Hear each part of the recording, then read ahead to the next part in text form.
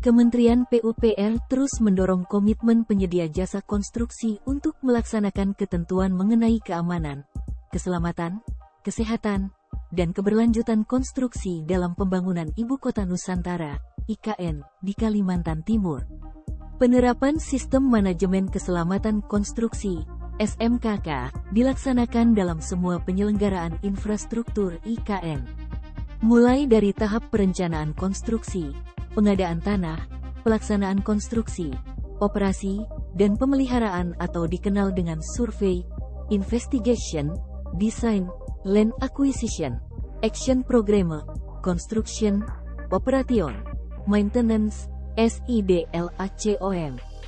Ketua Satuan Tugas, Satgas, Pelaksanaan Pembangunan Infrastruktur IKN, Danis Hidayat Sumadilaga menjelaskan, dalam pembangunan infrastruktur IKN, Menteri PUPR Basuki Hadimuljono telah memberikan arahan untuk melaksanakan pekerjaan konstruksi sesuai dengan peraturan perundang-undangan dan memastikan penerapan keselamatan konstruksi yang memenuhi aspek kesehatan dan keselamatan kerja pada tenaga kerja konstruksi dan semua pihak yang terlibat di lapangan.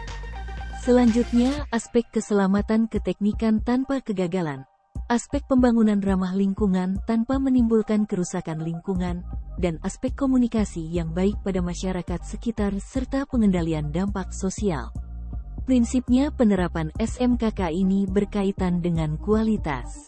Bagaimana pembangunan infrastruktur ini sesuai rencana, tepat waktu dan tepat mutu, ujar Danis dikutip dari laman Kementerian PUPR, Senin, tanggal 26 Juni tahun 2023. Menurut dia, pengawasan pekerjaan konstruksi di IKN dilakukan secara berlapis-lapis, karena cakupannya yang besar. Jadi setiap paket pekerjaan diawasi paling tidak 4 level. Misalnya, paket jalan sumbu kebangsaan ada pengawasan dari kontraktor, pengawasan manajemen konstruksi, pengawas pengguna proyek dari PUPR, dan khusus untuk pembangunan IKN ada manajemen konstruksi induk, terangnya. Kementerian PUPR melalui Direktorat Jenderal, Ditjen, Bina Konstruksi secara berkala melakukan monitoring SMKK mengacu pada prinsip keselamatan keteknikan konstruksi seperti pengecekan material yang akan digunakan dan pengujian kalaikan fungsi. Kemudian, prinsip keselamatan dan kesehatan pekerja seperti pemeriksaan kesehatan tenaga kerja dan penggunaan alat pelindung diri, APD. Tidak hanya untuk pekerja, tetapi juga keselamatan publik, masyarakat yang ada di sekitar. Misalnya bagaimana manajemen transportasinya juga sudah diatur, termasuk keempat keselamatan lingkungan, misalnya kita menyiapkan nursery untuk bibit-bibit tanaman penghijauan yang ditanam di sepanjang jalan tol akses IKN yang sedang dibangun, bebernya. Danis juga menyampaikan, pemahaman penerapan SMKK juga diimplementasikan pada program pelatihan tenaga kerja konstruksi, TKK, di IKN. Berdasarkan data Ditjen Bina Konstruksi, sebanyak 2.962 tenaga kerja konstruksi di IKN Nusantara sudah melakukan pelatihan berdasarkan jabatan kerja.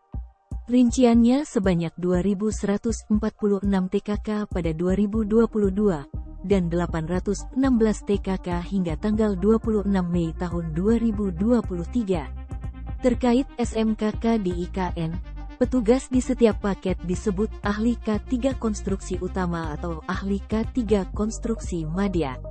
Mereka betul-betul mengawasi agar proses pembangunan tadi tidak hanya mengutamakan keselamatan kerja, tetapi juga kualitas konstruksi dan keberlanjutan, tutup Danis.